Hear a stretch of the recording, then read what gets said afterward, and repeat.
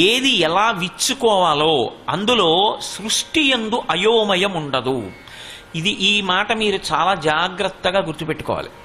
అయోమయము అన్న మాట మనుష్యుడు సృష్టించుకున్నాడు తప్ప ఈశ్వరుని యొక్క సృష్టిలో అయోమయమన్న మాటకు తావులేదు. సమస్య ఇది మనిషి సృష్టించుకున్నాడు. సమస్య ఈశ్వరుడి సృష్టిలోనిది సమస్య కానే కాదు. ఎందుకో తెలుసా? వేదాంతంలో ఒక మాట ఉంది, చిజ్జడ గ్రంథి అంటారు. శరీరములకన్నిటికీ పేరు ఏమిటంటే చిజ్జడ గ్రంథులు. ఒకటి జడం, ఇది తనంత తానుగా జడం, ఇది అలాగే ఉంటుంది. ఇందులోంచి చైతన్యం బయటికి వెళ్ళిపోయింది అనుకోండి, ఈ శరీరం అలాగే ఉంటుంది. కానీ ఇందులో చిత్తు లేదు. ఆ చైతన్యము దీనితో కలిసి లోపల ప్రవహిస్తోంది అనుకోండి, అంతటా తల నుంచి అరికాలు వరకు ఆ చైతన్యం ఆవహించి ఉందనుకోండి, అది లక్ష్మి అంటే. ఆవహించి ఉందనుకోండి, ఇప్పుడు ఆ రెండూ కలిపి గ్రంథి అంటే ముడి. ఈ చిత్తు ఈ జడము కలిస్తే ఏమవుతుందంటే ఇది పనిచేస్తుంది. ఇది పని చేయడం మొదలు పెడితే ఏమవుతుందంటే దీనితో అద్భుతాలు జరుగుతాయి. ఏ అద్భుతాలు జరుగుతాయి అంటారేమో, ఈ శరీరంతో చేసినటువంటి పుణ్యకర్మల యొక్క ఫలితంగా ఇక మళ్ళీ మనుష్య శరీరంలోకి రాకుండా దేవతా శరీరంలోకి వెళ్ళిపోతాడు. స్వర్గలోకంలో దేవతాది పదవులు పొందుతారు. అందుకే శతక్రతుమివాసీనం నాగరాజస్య మూర్ధని అంటారు రామాయణంలో. 100 యజ్ఞములు చేసిన వాడు ఇంద్ర పదవి పొందుతాడు. 100 యజ్ఞములు చేయడానికి శరీరం కావాలా? ఇది ఉంటేనైనా చేయడం. కాబట్టి శరీరం ఉన్నది. శరీరము అని నేను అన్నప్పుడు చిజ్జడ గ్రంథి, చైతన్యము శరీరము రెండూ కలిసి ఉన్నాయి. దేవతా పదవులలోకి వెళ్ళగలడు. ఈ శరీరాన్ని సక్రమంగా వాడలేదు, కేవలంగా తన ప్రయోజనం కొరకు మాత్రమే వాడుకున్నాడు స్వార్థంతో. కొంతకాలం అయ్యాక ఇది పడిపోయింది. కోట్ల జన్మలు తిరియక్కుగా నేల మీద పడిపోతాడు. అంటే భూమికి అడ్డంగా వెన్నుపా ఉండి అడ్డంగానే పెరుగుతుంది తప్ప నిలువుగా పెరగదు. తిరియక్కు అయిపోతాడు. ఇప్పుడు కర్మాధికారం ఉండదు. నాకు ఈశ్వర పుణ్యము వద్దు, పాపము వద్దు, నీవు ఎలా బ్రతకమని చెప్పావో నేను అలా బ్రతుకుతానంతే. అది దేని కొరకు? నీ ప్రీతి కొరకు. అలాగని ఏ ఫలితం ఆశించడు. నాకు దీని వలన ఏ ఫలితం వద్దు, నేను మీకు చింతపండు ఇచ్చి గిన్నె తోమన్నాను అనుకోండి, మీరు గిన్నె తోమారు. ఇప్పుడు కొత్తగా మెరుపు తాలేదు, మెరుపుకి అడ్డొచ్చిన మలినం తొలగిపోయింది. కానీ చింతపండు చారు పెట్టుకోవడానికి పనికిరాదు, గిన్నె తోమారు కాబట్టి. కానీ మీరు ఆ చింతపండు చారు పెట్టుకుందామంటే దాంతో గిన్నె తోమకూడదు. మీకు పుణ్యం కావాలి, దానివల్ల కొంత సుఖం ఉత్తర జన్మలలో పొందుదామనుకుంటే ఆ పుణ్యం ఇక చిత్తశుద్ధికి పనికిరాదు.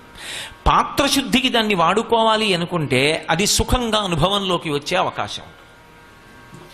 ఇప్పుడు చిత్తశుద్ధికి పనికొచ్చింది అనుకోండి, కొత్తగా మెరుపు తేలేదు, మెరుపుకు అడ్డొచ్చిన మకిలిపోయింది. అలా ఈ శరీరంతో చేసినటువంటి పుణ్యకర్మల వలన మాలిన్యాన్ని పోగొట్టుకొని పాత్రత పొంది, పాత్రత వలన జ్ఞానమును పొందితే జ్ఞానము కైవల్యమునకు కారణమయ్యి ఇక పునరావృత్తి రహితమైనటువంటి స్థితికి వెళ్ళిపోతాడు. కాబట్టి ఇప్పుడు ఒక్క మనుష్య ప్రాణి అచిజ్జడ గ్రంథి అయి ఈ జ్ఞానేంద్రియములతో కర్మేంద్రియములతో కలిసి ఇతర ప్రాణులు ఏవి దేవతలు కూడా సాధించలేనివి. ఎందుకంటే దేవతలకి కర్మాధికారం లేదు, దేవతలు యజ్ఞయాగాది క్రతువులు చేయకూడదు. అందుకే క్షీణే పుణ్యే మర్త్యలోకం విశంతి, వాళ్ళ పుణ్యం అయిపోతే మళ్ళీ ఈ లోకంలోకి వచ్చి పడిపోతారు. కానీ మనిషి ఇక మళ్ళీ పుట్టవలసిన అవసరం లేని మోక్షం వరకు వెళ్ళిపోతాడు. ఇది ఆవిడ యొక్క అనుగ్రహం. ఆవిడ వికసనమునందు ఒక్కొక్క ప్రాణియందు ఒక్కొక్క స్థితిని ఉంచుతుంది. అందరికీ అన్ని అధికారాలు ఉండవు, అందరికీ అన్ని రకాలైనటువంటి కష్టాలు ఉండవు. ఒక్కొక్క దాంతో పోలిస్తే ఒక్కొక్కరి కష్టం తక్కువ, ఒక్కొక్కరి యందు ఒక్కొక్క విభూతి పెడుతుంది ఆవిడ. అది లక్ష్మి సృష్టి వికసనము అన్న మాటకు అర్థం. ఇప్పుడు ఇందులో మీరు ఒకటి గమనించాలి, చిత్తుకి ఏమీ అక్కర్లేదు, ఎప్పుడూ చైతన్యం అలాగే ఉంటుంది. దానికి ఆకలి ఉండదు, దాహం ఉండదు చైతన్యానికి. దీనికి షడూర్ములు ఉంటాయి. దీనికి ఆకలి, దప్పిక, శోకము, మోహము, జర, మరణము అనేటటువంటి 6 ఊర్ములు ఉంటాయి, బాధలు. ఇప్పుడు దీనికి ఆకలి వేసింది, ఆకలి వేస్తే దీనికి అన్నం ఉండాలా? వికసనము అన్న మాటకు అర్థం ఏమిటంటే నన్ను సృష్టించే ముందు నేను తినవలసిన పదార్థాన్ని సృష్టించి నన్ను సృష్టిస్తుంది ఆవిడ. ఎన్ని కోట్ల మంది ఉండనివ్వండి, నాకు తినడానికి లేదన్న మాట అనవలసిన అవసరం ఆవిడ కల్పించదు. ఎన్ని ప్రాణులు ఉండనివ్వండి, అందులో కొన్ని మాంసాహారులు ఉంటాయి, మాంసాహారం తినే ప్రాణులకి నాకు మాంసం దొరకట్లేదనేటటువంటి అగత్యం ఉండదు. అరణ్యంలో అన్ని ప్రాణుల్ని సృష్టించి మాంసాహారులు తినడానికి అవకాశం కల్పిస్తుంది. శాకాహారులకి తినడానికి అంత శాకాహారం కల్పిస్తుంది. ఏ ప్రాణి తినడానికి కావలసిన పదార్థాన్ని ఆ ప్రాణి పుట్టడానికి ముందు సృజించి సిద్ధం చేస్తుంది. ఒక వ్యక్తి కడుపున జన్మించే ముందు విశ్వకర్మ మనుస్త్వష్టాస్తవిష్టస్థవిరోధ్రువ అని ఆ పోలికలు రావడం కానీ, ఆ వాసన బలం తెచ్చుకోవడం కానీ, గత జన్మలలో చేసినటువంటి కర్మల యొక్క విశేష జ్ఞాపకంలో ఉండడం కానీ అలా ఉంటుంది. ఒక తల్లికి 2 కవల పిల్లలు పుట్టారనుకోండి, ఆ కవల పిల్లల్లో మగపిల్లవాడు అలా చిన్నతనంలో వెళ్ళిపోతూ ఎదురుగుండా శంకరాచార్యుల వారి యొక్క మూర్తి కనపడితే ఎవ్వరూ చెప్పకుండా 2 చేతులు ఎత్తి నమస్కారం పెడతాడు. ఒక పిల్ల పక్కనే ఉన్నటువంటి ఊయల ఎక్కి ఊగుతుంది తప్ప శంకరాచార్యుల వారికి నమస్కారం చేయదు. ఇద్దరు ఒక తల్లి కడుపులోంచి కొద్ది క్షణాల తేడాలోనేగా బయటికి వచ్చారు. మరి వాడికి ఉన్న సంస్కారం పిల్లకి ఎందుకు రాలేదు అంటే వాసనాబలం. వాడు గత జన్మలలో శాంకర వాంగ్మయాన్ని చదువుకున్నాడు. వాడికి శంకరాచార్యుల వారి మీద ఉన్న భక్తి అటువంటిది. వాడు తెచ్చుకున్నాడు ఆ వాసన. ఆ పిల్లకి భోగముల యందు అనురక్తి, ఆ పిల్లకి ఊయల ఊగడంలో ఉన్న అనురక్తి శంకర భగవత్పాదులకి నమస్కారం చేయడంలో రాలేదు. వాసన బలం అలా వస్తుంది జీవుడితో పాటు. ఎవరు లెక్క కట్టాలి ఇవన్నీ అంటే వ్యాసుల వారు దేవీ భాగవతం చేస్తూ అంటారు, కాలోహి బలవాన్ కర్త సతతం సుఖదుఃఖయో నరాణాం పరతంత్రాణం పుణ్యపాపానుయోగత అంటాడు. అది వికసనం అంటే. జీవుడు గత జన్మలలో చేసినటువంటి పాపపుణ్యాల్ని, అనురక్తుల్ని, వాసనా బలాన్ని దృష్టిలో పెట్టుకుని ఆ తల్లి ఈ జన్మలో వాడికి దేని యందు ఆభిముఖ్యం కలగాలో నిర్ణయం చేసి పంపిస్తుంది.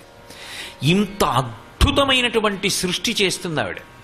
ఒక ప్రాణికి ఒక గాలి కావాలి, గాలి సిద్ధం చేస్తుంది. ఒక ప్రాణి నిద్రపోవాలి, ఆ నిద్రాకాలిక సుఖాన్నిచ్చి బడలిక తీరే ఏర్పాటు చేస్తుంది. సృష్టి యందు వికసనం అనేటటువంటిది ప్రధాన లక్షణమై ఉంటుంది. అన్ని ప్రాణుల సుఖములు దేని మీద ఆధారపడతాయంటే ఈ 5 జ్ఞానేంద్రియముల మీదే ఆధారపడతాయి. అన్ని ప్రాణులకు జ్ఞానేంద్రియాలు ఇస్తుంది, కానీ అన్ని ప్రాణులు అనుభవించేటటువంటి సుఖములు మాత్రం ఒకే స్థాయిలో ఉండవు. ఒక్కొక్క దాని సుఖం ఒక్కొక్క స్థాయిలో ఉంటాయి. ఒక్కొక్క దాని యందు పెట్టిన విభూతిని వేరొక దాని యందు పెట్టరు. అది ఆవిడ గొప్పతనం. అది లక్ష్మి అంటారు. అందుకే పాలు లక్ష్మి. ఏమిటి పాలు లక్ష్మి ఎలా అవుతాయి అంటే వాచవి అయిన గడ్డితిని వాహినులందు జలంబు తాగగా అంటారు భాగవతంలో. ఆవు ఎక్కడో గట్టున మొలిచినటువంటి పచ్చి గడ్డి తింటుంది. ఎవ్వరికీ అక్కరలేని నీరు మురుగుడు గుంటలో అలా ప్రవహించి వెళ్ళిపోతుంటే నీళ్లు తాగుతుంది. ఎవ్వరికీ అక్కర్లేనటువంటి వాడిన నీరు వెళ్ళిపోతున్నటువంటి కాలవలోని నీరు తాగి పచ్చిగడ్డి తిన్నటువంటి ఆవు గబగబా తిని గడ్డి ముద్ద వెనక్కి తెచ్చుకొని బాగా నవిలి జీర్ణం చేసుకుని సమీకృత ఆహారమైనటువంటి పాలనిస్తోంది.